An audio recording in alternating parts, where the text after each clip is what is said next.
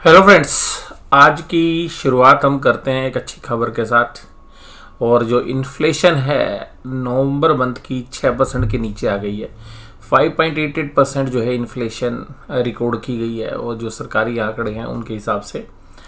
और जो उम्मीद थी वो 6.4% की थी। तो 10 महीनों के बाद जो इन्फ्लेशन है वो 6% के नीचे आती हुई नज़र आई है। और जो आरबीआई का टॉलरेंस लेवल है उस लिमिट के अंदर आ गई है, यानी कि 2 से 6% का जो आरबीआई का एक लेवल है जिसको वो एक्सेप्ट करते हैं, तो उस लेवल के अंदर जो है इन्फ्लेशन आ गई है। एक दूसरी खबर जो है वो भी मीडिया के अंदर आ रही है। हालांकि उसकी पुष्टि जो है न्यूज़ चैनल्स ने नहीं की है, लेकिन उन्होंने रेफरेंस दिया है कि इंडियन आर्मी और जो चाइनीज़ आर्मी है उनके बीच में अरुणाचल प्रदेश के अंदर थोड़ा सा जो है वाद विवाद में जो एक मामूली सा झगड़ा हुआ है, जिसमें दोनों साइड्स के कुछ सैनिक जो है इंजर्ड हुए हैं। तो ये खबरें जो है मीडिया के अंदर आज की डेट में चल रही हैं। तो इन सब के साथ जो अगर हम फाइनेंशियल फ्रंट पे देखें तो इन्फ्लेशन का कम होना स्मॉल और मिड कैप जो कंपनीज़ हैं उनके लिए थोड़ा सा कंफर्टेबल जो है रहता है, क्योंकि जो डेट वाली जो कंपनीज़ हैं उनको थोड़ा सा कंफर्ट मिलता है अगर इन्फ्लेशन नीचे आती है। और जो कंजम्पशन लेड बिजनेसेस हैं उनके लिए भी जो है काफ़ी प्रॉफिटेबल रहता है कि महंगाई कम होगी तो जो कंजम्पशन है वो बढ़ने की चांसेस बढ़ जाएंगे। और निफ्टी 50 18,497.15, यानी कि बिल्कुल फ्लैट जो है एक तरीके से क्लोजिंग है, लेकिन निचले लेवल से काफ़ी अच्छी रिकवरी जो है दी है बाज़ारों ने। और इंटरनेशनली अगर हम देखें तो एशियन मार्केट या जो यूएस के मार्केट थे वो नेगेटिव थे, उन सब के बावजूद इंडियन मार्केट फ्लैट रही। एक कैंडल जो है वो ग्रीन बनी है, और क्योंकि नीचे से रिकवरी अच्छी हुई है और जहाँ पर सपोर्ट थी उस सपोर्ट से ही जो है निफ्टी ने बाउंस करने की कोशिश की। और जैसा हम बता रहे थे कि 18,350 और 18,400 के बीच में एक अच्छे स्पोर्ट है, तो उस स्पोर्ट लेवल से ही जो है निफ्टी आज ओपन होते के साथ ही जो है बाउंस लेता हुआ नजर आया। तो ओपन होने के बाद हालांकि 350 और जो मैं आपके साथ बात करता हूँ कि 18,400 18,350 18,350 के नीचे बंद हो जाएगा तो टेक्निकली जो है निफ्टी वीक हो जाएगा। तो वहाँ से देखिएगा 18,350 से बहुत बढ़िया बाउंस मिला और जो है क्लोजिंग भी अच्छी हुई है 18,497। तो निचले लेवल से एक अच्छी रिकवरी जो है आई है, और उसमें सारा जो श्रेय जाता है वो बैंक निफ्टी स्टॉक्स को जाता है या जो फाइनेंशियल से। तो एचडीएफसी बैंक और एचडीएफसी लिमिटेड इन दोनों ने जो है एक अच्छा निफ्टी को संभालने की कोशिश की। इसके अलावा डीवीज लैब और नेस्ले जैसे शेयर्स भी मजबूत थे।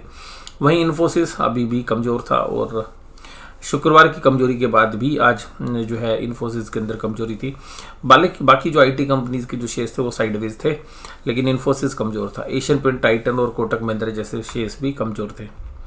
इसके अलावा एडवांस डिक्लाइन रेशो दोपहर होते होते सुधर गई। हालांकि सुबह जो है एडवांस डिक्लाइन रेशो बहुत ही ख़राब थी। घटने वाले जो शेयर्स है वो 1200 के आसपास थे, लेकिन शाम होते होते वो शेयर्स 957 हुए। और जो आज जो सबसे अच्छा जो बेनिफिट मिला वो क्रूड ऑयल के प्राइस घटने का मिला भारत पेट्रोलियम को। ये जो बाकी ऑयल से मार्केटिंग जो कंपनीज उनके लिए पॉजिटिव रहता है। इसके अलावा डीवीज लैब, कोल इंडिया और यूपीएल जैसे शेयर्स भी मजबूत थे।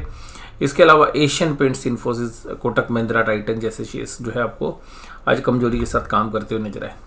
निफ्टी बैंक 43,708, निफ्टी बैंक ने एक निचले लेवल से 43,378 यानी कि 43,400 के आसपास से एक अच्छा जो है बाउंस दिया, और एक रेंज के अंदर ही तकरीबन जो है 400 पॉइंट की रेंज के अंदर दिन भर काम करता रहा। लेकिन मोटा मोटी जो रेंज थी दिन भर के लिए वो 43,600 और 700 के बीच थी।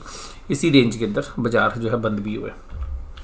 कैंडल ग्रीन बनी है क्योंकि बाजार बहुत नीचे खुले थे, तो कैंडल ग्रीन बनी है और क्लोजिंग पिछले प्राइस से ऊपर है 75 पॉइंट्स। इसके अलावा आज की जो मजबूती थी वो एचडीएफसी बैंक के दम पे थी, और एचडीएफसी बैंक आज लीड कर रहा था। और ऐसा लग रहा था कि भाई आज भी इंडेक्स मैनेजमेंट के लिए एचडीएफसी बैंक और एचडीएफसी लिमिटेड की ज़रूरत है, तो निफ्टी भी मैनेज हो जाएगा, बैंक निफ्टी भी। इसके अलावा कुछ हद तक एक्सिस बैंक ने जो है संभालने की पूरी कोशिश की। एक्सिस बैंक हालांकि दिन भर कमजोर था, लेकिन आधे दिन के बाद मजबूती करता हुआ नजर आया। कोटक महिंद्रा, एसबीआई जैसे शेयर्स जो है कमजोरी के साथ काम कर रहे थे, और आईसीआईसीआई बैंक एक साइडवेज डायरेक्शंस के अंदर काम कर रहा था, तो फ्लैट ही जो है आईसीआई बैंक देखने के लिए मिला। एफआईज के डेटा की बात करें तो 138 करोड़ की एक मामूली सी सेलिंग उन्होंने की, जबकि डीआईज ने 695 की।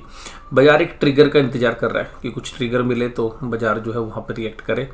इन्फ्लेशन का जो मामला है वो शायद एक बेहतर ऑप्शन रहने वाला है स्मॉल कैप और मिड कैप के लिए, लेकिन बाजार अभी देखिएगा मुझे लगता है वेट एंड वॉच वाली स्थिति में है और अभी भी आगे भी वेट एंड वॉच वाली स्थिति में रहने की उम्मीद है।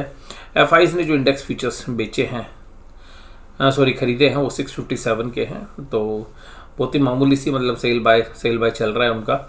और इंडेक्स की जो ऑप्शंस हैं वो 4810 करोड़ की जो है बाइंग की है।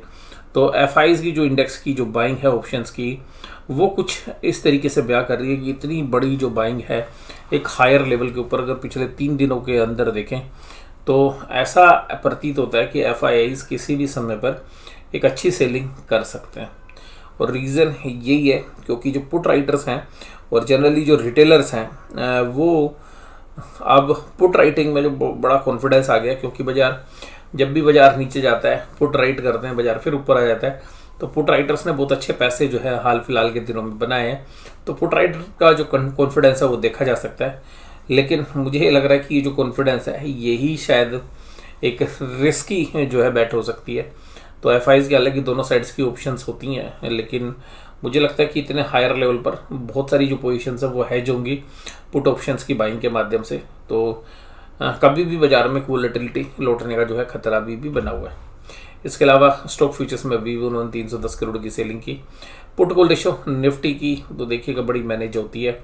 मैनेज ऐसे होती है कि निफ्टी की हो या बैंक निफ्टी की, शाम होते होते भैया पुट राइटर अपनी पोजीशन को क्लोज करे जाते हैं। दिन भर पुट राइटिंग होती है लेकिन शाम होते होते पुट राइटिंग साइड में आ जाती है। जो भी पुट राइटर होते हैं अपनी पोजीशन को क्लोज करके चले जाते हैं। तो पुट कॉल रेशो शाम होते होते कम हो जाती है निफ्टी में। और बैंक निफ्टी में हालांकि आज निफ्टी चलने के बावजूद भी बैंक निफ्टी की पुट ऑप्शंस आज इतनी कमज़ोर नहीं हुई। पुट कॉल रेशो फिर भी काफ़ी अच्छी है आज 1.125। तो इसका मतलब ये बता रहा है कि जो तेज़ी करने वाले पुट राइटर्स हैं वो दब के तेज़ी कर रहे हैं। बट मुझे जो रिस्क है वो यहीं पे लग रहा है कि पुट राइटिंग इस बार जो है रिटेल इन्वेस्टर्स के माध्यम से हो रही है और उसमें कुछ पोजीशंस हमारी भी हैं। तो मतलब क्योंकि पुट राइटर्स को ये कॉन्फिडेंस हो गया है कि अपनी पोजीशन को हेज करने के लिए कि पुट के बेसिक से प्रीमियम कम है, लेकिन आउट ऑफ द मनी जाके पुट बेचोगे तो तब तक बाजार वहाँ तक पहुँचता है तो पुट के पैसे आ चुके होते हैं। तो जैसे अभी 3 दिन बचे हैं वीकली एक्सपायरी में, तो पुट राइटर अब थोड़ा सा ले रहे हैं कि भाई कल का टाइम डिके जो है मिल सकता है। तो लास्ट के 3 दिनों में टाइम डिके मिलता है और पुट राइटिंग हो रही है। मुझे यहीं पर ऐसा लग रहा है कि जो पुट राइटिंग है वो अब पुट कॉल रेशियो 1.12 है, तो आप समझ सकते हैं कि पुट राइटिंग काफ़ी अच्छी हो रही है। लेकिन बाजार के अंदर जो ऑप्शंस बाइंग है एफआईआईज की वो थोड़ी सी चिंता का विषय हो सकता है, क्योंकि अगर उनके पास पुट है तो वो ऊपरी लेवल पर माल की सप्लाई दे सकते हैं। और कल फाइनेंशियल निफ्टी की एक्सपायरी भी है, तो कल एक बाजार दोपहर के बाद वोलेटाइल होने की बहुत अच्छी संभावना जो है हमें नज़र आती है। निफ्टी का डाउ जोन्स एक मजबूती के साथ काम कर रहा है। अभी तो ये 600 दिखा रहा है, लेकिन 33,650 के आसपास जो है अभी बाजार काम कर रहा था। ब्रेंट क्रूड में थोड़ा सा पुल बैक आपको देखने के लिए मिला है। और ऑप्शन चेन के डेटा में अगर हम बात करें तो ऑप्शन चेन के डेटा दोनों साइड न्यूट्रल हैं।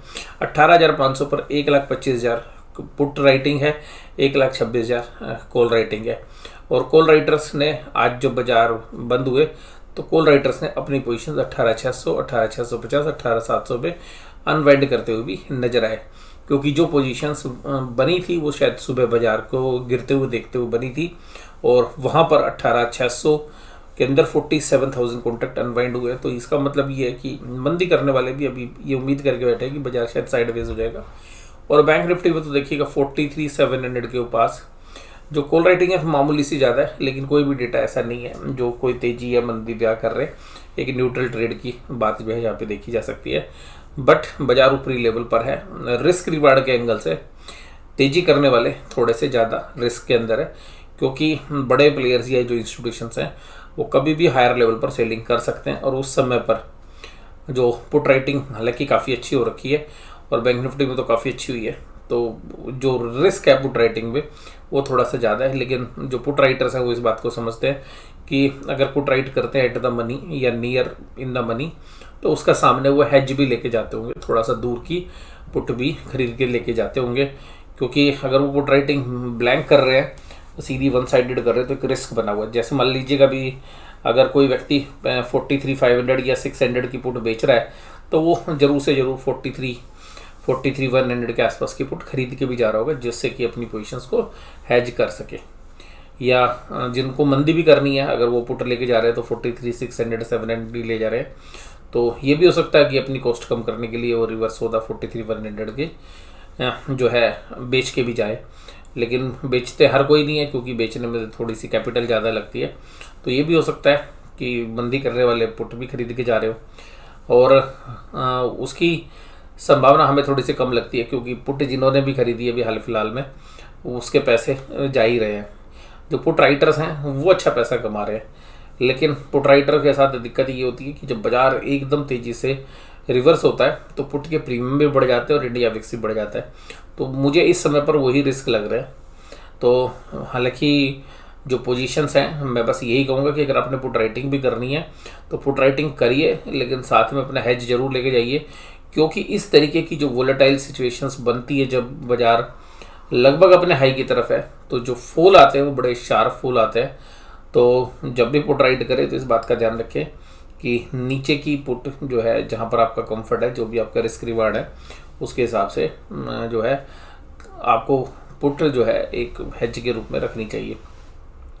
तो मुझे नहीं लगता कि इस मामले के अंदर जो है पुट बेचने का मतलब तेज़ी होता है, और यहाँ पर पुट बेच के तेज़ी करना बिल्कुल ब्लैंक शायद समझदारी वाला काम नहीं है, और इसीलिए उसकी जो है हेज लेनी चाहिए, जिससे कि जो रिवार्ड के सामने आप अपने रिस्क को जो है एक तरीके से मिनिमाइज या हेज कर सकें। तो आज की चर्चा में केवल इतना ही। वीडियो देखने के लिए धन्यवाद। Thank you very much.